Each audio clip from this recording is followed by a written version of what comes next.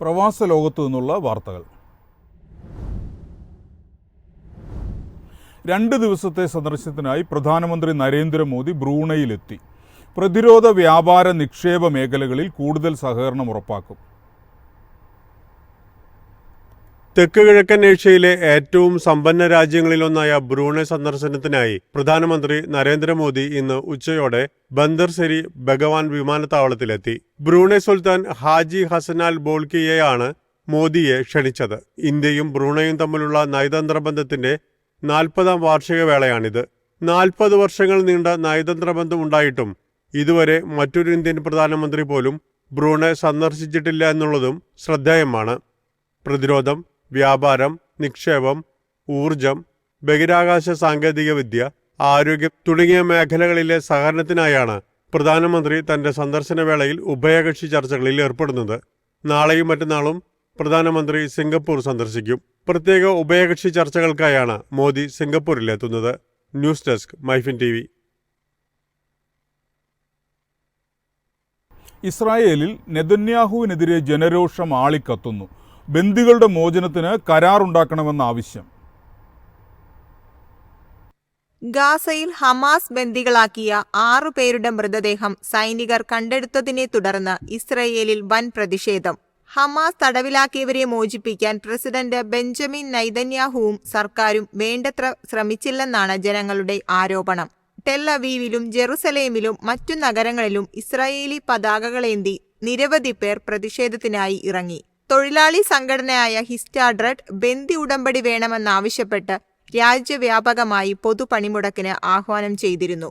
യുദ്ധം ആരംഭിച്ചതിനു ശേഷമുള്ള ആദ്യത്തെ പൊതുപണിമുടക്കായിരുന്നു ഇത്. പൊതുപണിമുടക്കിനെ തുടർന്ന് ബാങ്കിംഗ്, ആരോഗ്യ സംരക്ഷണം തുടങ്ങി രാജ്യത്തെ പ്രധാന അന്താരാഷ്ട്ര വിമാനത്താവളത്തിന്റെ പ്രവർത്തനം വരെ തടസ്സപ്പെട്ടു. ടെൽ അവീവ് ഉൾപ്പെടെയുള്ള ഇസ്രയേലിലെ ജനവാസ കേന്ദ്ര പ്രദേശത്തെ മുനിസിപ്പാലിറ്റികൾ സമരത്തിൽ പങ്കെടുത്തിരുന്നു.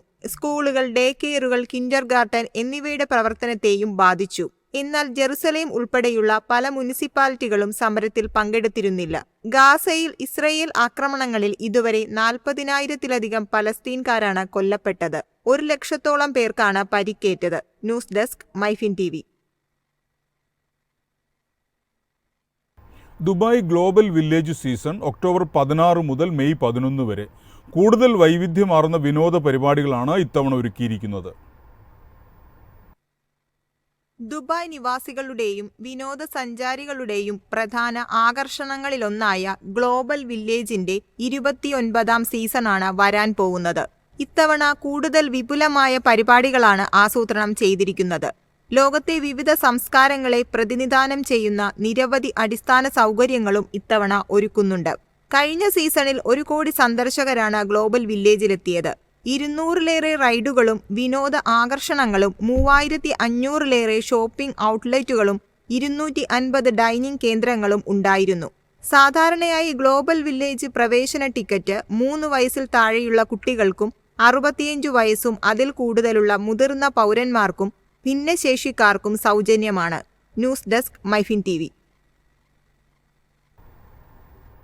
ഖത്തറിൽ സ്വകാര്യ മേഖലയിൽ സ്വദേശിവൽക്കരണ നടപടികൾ പുരോഗമിക്കുന്നു. മലയാളികൾ ഉൾപ്പെടെയുള്ള പ്രവാസികൾക്ക് തിരിച്ചടി.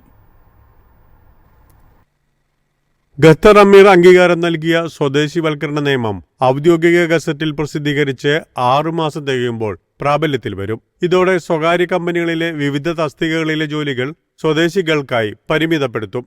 സ്വദേശികൾക്ക് കൂടുതൽ തൊഴിലവസരങ്ങൾ നൽകുക, സ്വദേശി മാനവ വിഭവശേഷി കൂടുതലായി ഉപയോഗപ്പെടുത്തുക തുടങ്ങിയ വിഷൻ 2030ന്റെ ഭാഗമായാണ് പുതിയ നിയമം നടപ്പാക്കുന്നത്.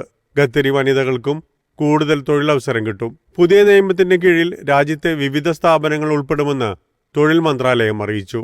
സ്ഥാപനത്തിന്റെ നിലവാരം, തൊഴിലാളികളുടെ എണ്ണം എന്നിവയെ അടിസ്ഥാനമാക്കി സ്ഥാപനങ്ങളെ തരംതിരിച്ച് തൊഴിൽ ദേശസാൽക്കരണ പദ്ധതി നടപ്പാക്കുമെന്നും മന്ത്രാലയം അറിയിച്ചു. പുതിയ നിയമം നടപ്പാക്കുന്നതോടെ ഇന്ത്യക്കാർക്കായിരിക്കും ഏറ്റവും കൂടുതൽ തിരിച്ചടിയാകുന്നത്. 8 ലക്ഷം ഇന്ത്യക്കാരാണ് ഖത്തറിലുള്ളത്. ഇതിൽ 4.5 ലക്ഷത്തോളം പേർ മലയാളികളാണ്. ഇതിലധികം പേരും സ്വകാര്യ മേഖലയിലാണ് ജോലി ചെയ്യുന്നത്. സ്വദേശിവൽക്കരണം നടപ്പിലാകുമ്പോൾ ഇവരിൽ അധികം പേർക്കും തൊഴിൽ നഷ്ടമാകും. News desk MyFin TV. കുവൈറ്റിൽ ഇന്ത്യൻ തൊഴിലാളികളുടെ എണ്ണത്തിൽ വർധന. പ്രവാസി തൊഴിലാളികളിൽ 1ാം സ്ഥാനം ഇന്ത്യക്കാർക്ക്. ഈ വർഷം ആദ്യപാദത്തിലെ കണക്കനുസരിച്ച് 8,89,000 ഇന്ത്യക്കാരാണ് കുവൈറ്റിൽ ജോലി ചെയ്യുന്നത്. ഒരു വർഷം മുമ്പ് 8,58,000 ഇന്ത്യക്കാരാണ് ഇവിടെ ജോലി ചെയ്തിരുന്നത്. രാജ്യത്തെ പ്രവാസി തൊഴിലാളികളിൽ രണ്ടാം സ്ഥാനം ഈജിപ്തുകാരാണ്. 4,76,000 ഈജിപ്ഷ്യൻ തൊഴിലാളികളുടെ എണ്ണം. രാജ്യത്തെ തൊഴിലാളികളിൽ മൂന്നാം സ്ഥാനത്താണ് കുവൈറ്റ് പൗരന്മാർ.